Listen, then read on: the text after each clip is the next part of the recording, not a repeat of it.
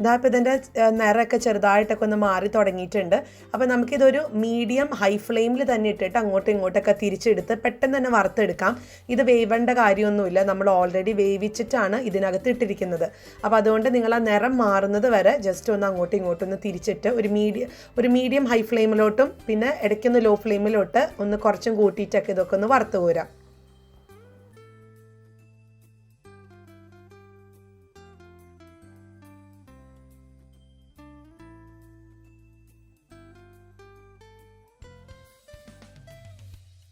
ഇതാ അപ്പോൾ ഇവിടുത്തെ നിരക്കെ മാറി വന്നിട്ടുണ്ട്. ഞാനത് എടുക്കണുണ്ട് കേട്ടോ. ഞാനപ്പോൾ ഇതൊന്ന് വറുത്ത് കോരി മാറ്റി വെക്കുന്നുണ്ട്. നല്ല ക്രിസ്പി ആയിട്ടാണ് വരിക.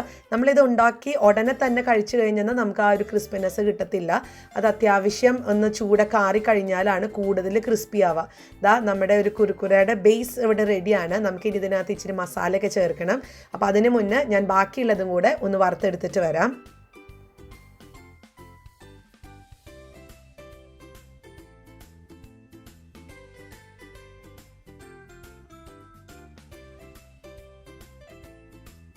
ഇതാ അപ്പം നമ്മുടെ കുരുക്കുരയൊക്കെ ഞാൻ വറുത്തെടുത്ത് വന്നിട്ടുണ്ട്. നല്ല ഭംഗിയുണ്ട് കാണാനായിട്ട്. ഞാൻ ഇടയ്ക്കൊന്ന് ടേസ്റ്റ് ചെയ്ത് നോക്കിയായിരുന്നു. ഇത് ഈ മസാലപ്പൊടി ചേർക്കാതെ തന്നെ നല്ല സ്വാദാണ്. അപ്പോൾ എന്തായാലും ഞാനിതൊരു പാത്രത്തിനകത്തോട്ടൊന്ന് മാറ്റുന്നുണ്ട് കേട്ടോ.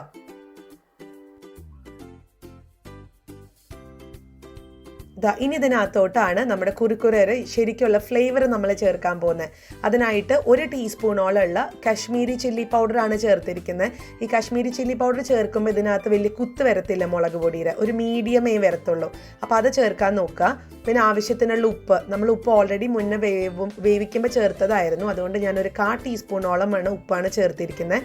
പിന്നെ ചേർത്ത് കൊടുക്കുന്നത് ഒരു 1/2 ടീസ്പൂണോളമുള്ള ചാറ്റ് മസാല എന്നൊക്കെ പറഞ്ഞ് മേടിക്കാൻ കിട്ടും. നിങ്ങൾ അത് ചേർക്കുക. ഇല്ലാന്നുണ്ടെങ്കിൽ അതിന് പകരം കുരുമുളക് പൊടി ചേർത്താലെന്നാലും നമുക്ക് ആ ഒരു ടേസ്റ്റ് കിട്ടും. ചാറ്റ് മസാലയാണ് ഏറ്റവും നല്ലത്. അതാണ് കുരുക്കുരയ്ക്ക് ആ ഒരു ഫ്ലേവർ കൊടുക്കുന്നത്. അപ്പോൾ ഇതെല്ലാം ചേർത്തിട്ട് നമുക്ക് നന്നായിട്ട് തന്നെ മിക്സ് ചെയ്യാം.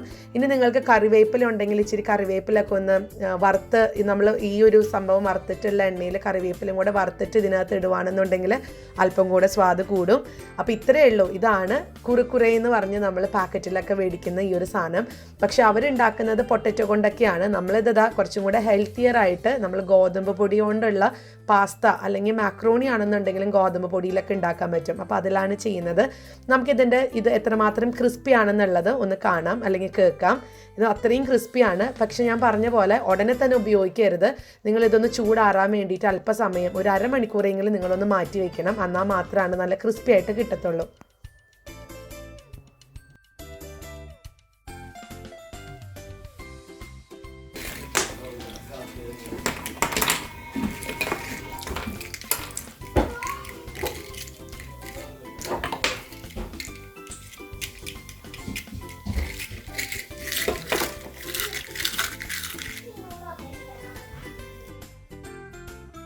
അപ്പം നിങ്ങൾ കേട്ടില്ലേ, അത്രയും ക്രിസ്പിയാണ് കുരുക്കുറെ. എല്ലാവരും ട്രൈ ചെയ്ത് നോക്കുക. നിങ്ങൾക്ക് തീർച്ചയായിട്ടും ഇഷ്ടപ്പെടുവാണെന്നുണ്ടെങ്കിൽ നിങ്ങൾ ലൈക്ക് ചെയ്യാനും ഷെയർ ചെയ്യാനും കമൻറ്റ് ചെയ്യാനും ഒന്നും മറക്കരുത്. ഒപ്പം നമ്മുടെ ഈ ചാനൽ നിങ്ങൾ ആദ്യമായിട്ടാണ് കാണുന്നതെങ്കിൽ സബ്സ്ക്രൈബ് ചെയ്യാനും മറക്കരുത് കേട്ടോ. അപ്പോൾ അടുത്തൊരു വീഡിയോ ആയിട്ട് ഉടനെ കാണാം. അൻറ്റിൽ ദെൻ ബൈ.